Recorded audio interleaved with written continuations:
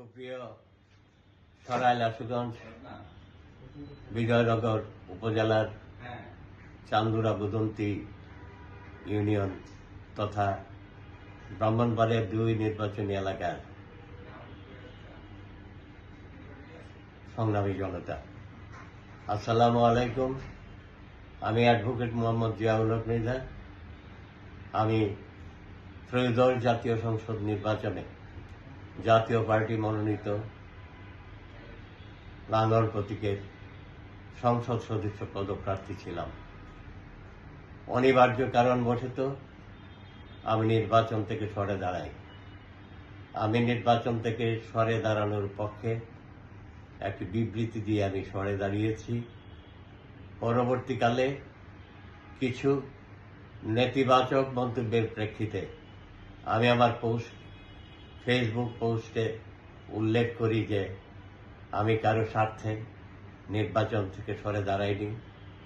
আমি কারো পক্ষে বা বিপক্ষে নয়, আমার অবস্থান স্পষ্ট, আমি সম্পূর্ণ নিরপেক্ষ। পরবর্তীকালে লক্ষ্য করলাম সরাইল উপজেলা জাতীয় পার্টির একাংশের কতিপয় নেতাকর্মী একজন প্রার্থীর পক্ষে প্রচারণা চালাচ্ছে এবং আমি নানা দিক থেকে প্রশ্নের সম্মুখীন হচ্ছি। তাই আমার অবস্থান স্পষ্ট করার জন্য আজকে আমার কিছু বলা। আমি বলতে চাই যে যারা প্রচারণা চালিয়েছে তারা আমার সাথে কোনো পরামর্শ করেনি। তারা জেলা জাতীয় পার্টি কিংবা কেন্দ্রীয় জাতীয় পার্টির কোনো নির্দেশ গ্রহণ করেনি। তাই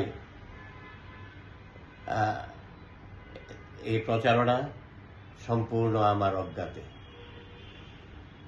আমি যেহেতু গণতন্ত্রে বিশ্বাস করি, জাতীয় পার্টিও একটা গণতান্ত্রিক দল, 12 ফেব্রুয়ারি যে নির্বাচন অনুষ্ঠিত হতে যাচ্ছে সেই নির্বাচনে আমি একজন সচেতন নাগরিক হিসেবে আমারও একটা ভূমিকা আছে। আমি আমার ভূমিকা স্পষ্ট করতে চাই।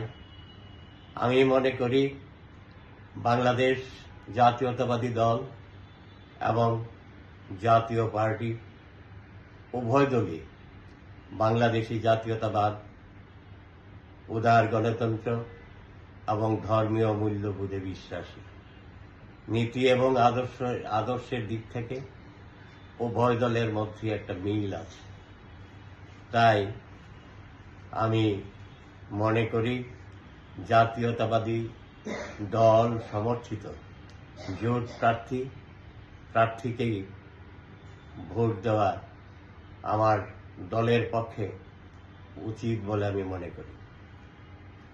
প্রিয় ভাই বোনেরা, আমি আরো বলতে চাই যে জাতীয় পার্টি নিষিদ্ধের জন্য যখন রাজপথে আন্দোলন চলছিল এবং নানা ধরনের প্রচেষ্টা চলছিল, তখন বাংলাদেশ জাতীয়তাবাদী দল অর্থাৎ বিএনপির ভূমিকা ছিল জাতীয় পার্টির পক্ষে, অর্থাৎ নিষিদ্ধ না করার পক্ষে।